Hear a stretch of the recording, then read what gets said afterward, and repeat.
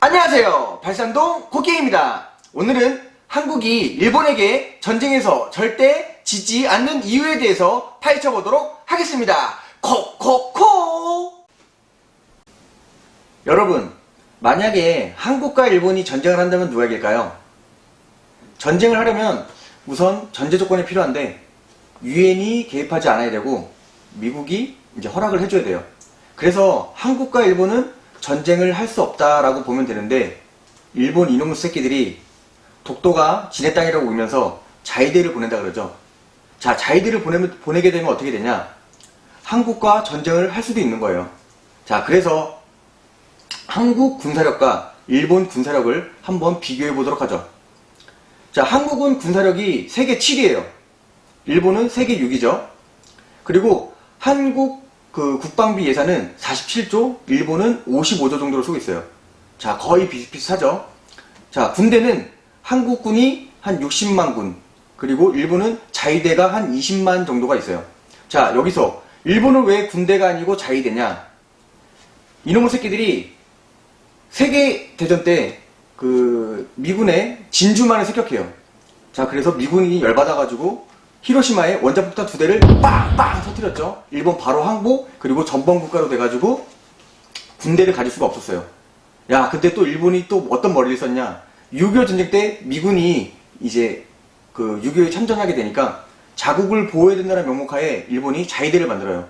자, 그렇게 해서 쭉 오게 되는데, 아베가 지금 그 자위대를 군대로 만들어가지고 다시 다른 나라를 침범할 수 있는 나라로 만들려고 하는 거예요. 그래서 우리가 이거를 유심있게 잘 봐야 돼요. 자, 제가 한번 한국과 일본의 전쟁을 가상으로 한번 해볼게요.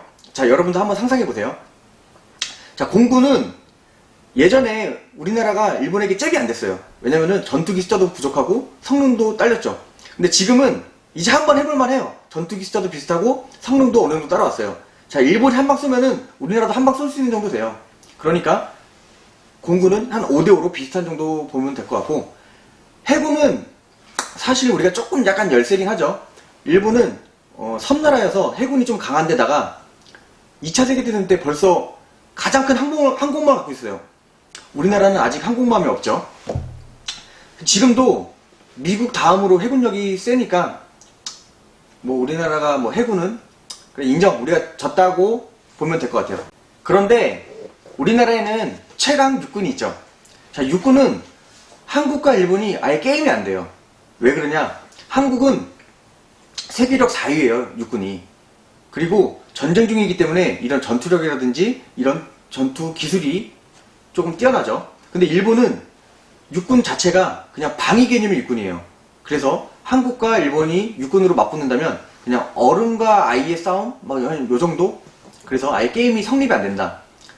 전 한미사령관이 한 우리나라 육군 30%만 일본에 상륙하면은 그냥 전쟁은 바로 끝난다 라고 말을 했는데, 우리가 이제 상륙을 해야 되죠. 근데 지금 태세를 보면은, 자, 해군이 밀리고 있어요. 그러니까 상륙하기 좀 어렵잖아요. 자, 이때 우리나라는 장거리 미사일을 쓰죠. 자, 장거리 미사일이 우리나라에 한 1000포 정도가 있는데 일본에는 없냐? 일본은 없어요. 왜냐면은 일본은 자위대 이렇게 방어의 개념이기 때문에 요격할 수 있는 미사일이 있어요. 자, 그러면은 한번 포를 쏴볼게요.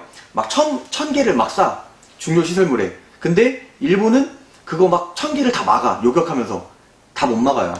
만약에 10%, 한 100발 정도만 중요 시설물에 타격이 된다면은 일본은 아주 큰 타격을 이제 얻게 되겠죠.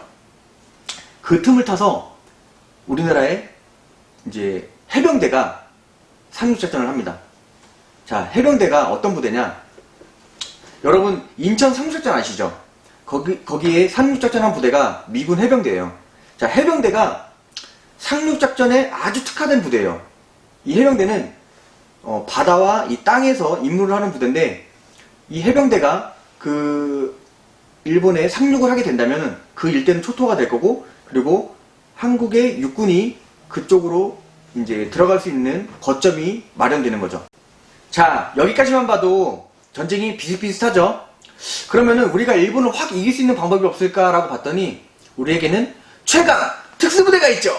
육군의 특전사, 해군의 UDT, 공군의 CCT라는 부대가 있는데, 육군의 특전사는 이런 검은 배렴으로 써요. 여러분들이 아실만한 것으로는 태양의 후예 송중기? 저를 닮은? 죄송합니다.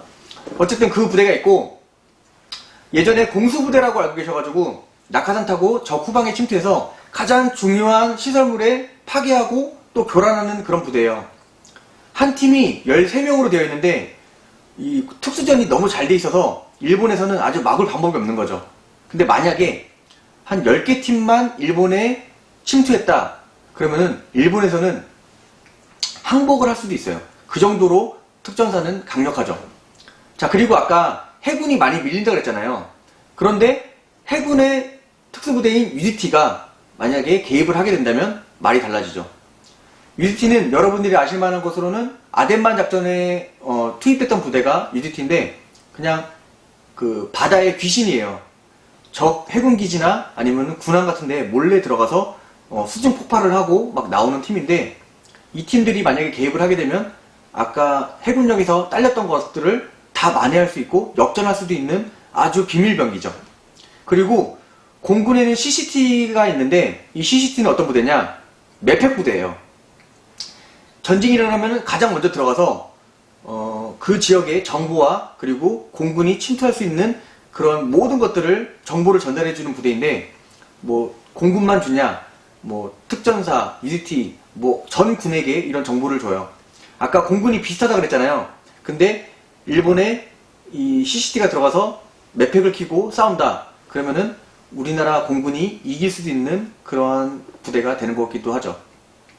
그런데 일본에게는 뭐 특수부대가 없냐?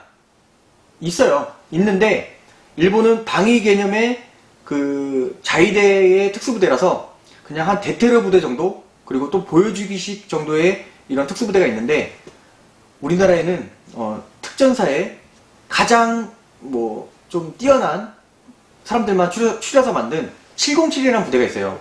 이 707이라는 특전사의 그 대테러 부대는 전 세계에서 대테러 부대로는 아주 세계 최고입니다.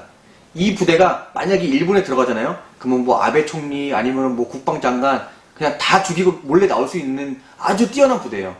그래서 특전사가 개입을 하게 된다면은 일본은 전쟁에서 우리나라에게 이길 수 없는 것이 되는 거죠. 전 세계적으로 봐도 군사력이 강한 부대는 다 특수부대를 갖고 있어요. 미국은 뭐 델타포스, 뭐 네이비실, 그리고 영국은 뭐 SAS 이런 부대를 갖고 있고, 우리나라는 아까 말했던 뭐 특전사, UDT, CCT, 그리고 뭐 707, 그리고 뭐 북파 공작원이었던 HID, 뭐 이러한 특수부대를 갖고 있어서 한국과 일본이 전쟁을 해서 일본이 우리를 이길 수 있다는 것은 말이 안 되는 거죠. 그리고 한국 사람은 일본 사람만 만나면 그냥 눈빛이 확 달라져요. 그리고 그 근성, 일본 사람에게는 절대 지지 않으려는 그 근성이 있어서 한국은 일본을 무조건 이깁니다. 그리고 만약에 일본이 뭐 독도에 자위대를 보내가지고 전쟁을 한다 그러면 그냥 아주 개박살 나는 거예요. 개박살 나서 미국한테 막 중재달라, 뭐 도와달라 아마 그럴 거예요. 자, 발산동 곡괭이가 결론을 내리겠습니다. 한국은 일본에게 전쟁에서 절대 지지 않습니다. 감사합니다. 발산동 곡괭이였습니다. 구독!